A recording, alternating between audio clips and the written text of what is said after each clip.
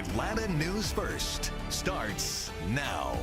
Tonight, Donald Trump under historic federal indictment just hours before he comes to Georgia. Good evening. I'm Sean Gables. And I'm Rick Fulbaum. And just unsealed charges accuse the former president of mishandling highly sensitive classified documents and refusing to return them when asked to. And we have now learned that he will keep his commitment to speak tomorrow at the Georgia Republican Convention. The report details 37 criminal counts against the former president. They include willful retention of national defense information, conspiracy, corruptly concealing a document, and false statements. It is the first time a former president has faced federal charges. Prosecutors say he hid documents around his Florida Mar-a-Lago estate, including in a shower, a bathroom, in his own bedroom. The documents were only collected when the DOJ raided the home last August. Mr. Trump is expected to appear in a federal courthouse in Miami Tuesday. Investigators made it clear today no one is above the law.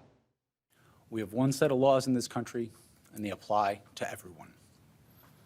Applying those laws, collecting facts, that's what determines the outcome of an investigation.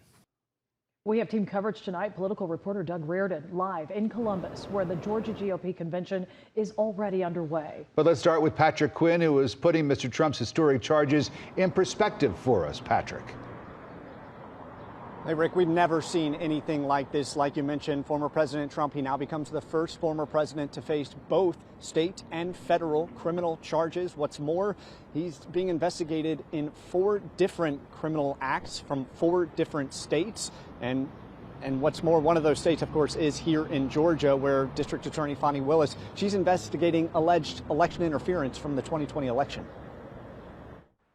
The spokesperson for Fani Willis told us this latest indictment will have, quote, no impact on her case. We're still expecting DA Willis to announce potential charges between July 31st and August 18th. I just want to find 11,780 votes. That famous phone call between then President Trump and Georgia Secretary of State Brad Raffensperger, where Trump asked him to find over 11,000 votes, a focus of this election interference investigation.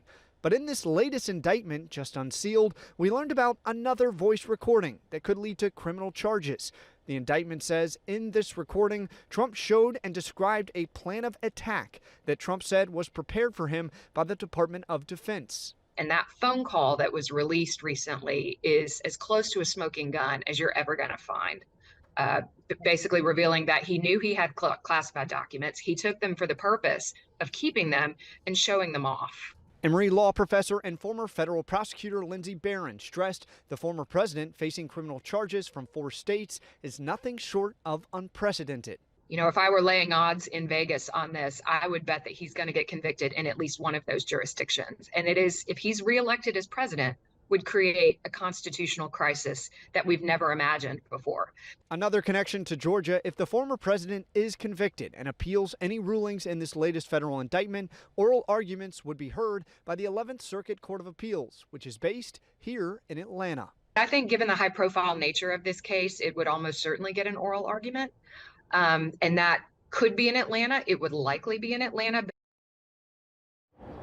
It's important to point out that former President Trump, he has stated that he is innocent on social media for all of these charges. Now, Senator Jon Ossoff of Georgia, he reacted to this latest indictment, and he went on to say that protecting these documents is vital for national security. He also said that now it's important for this to all play out in federal court. Live outside the Fulton County Courthouse, Patrick Quinn, Atlanta News First. Patrick, thank you.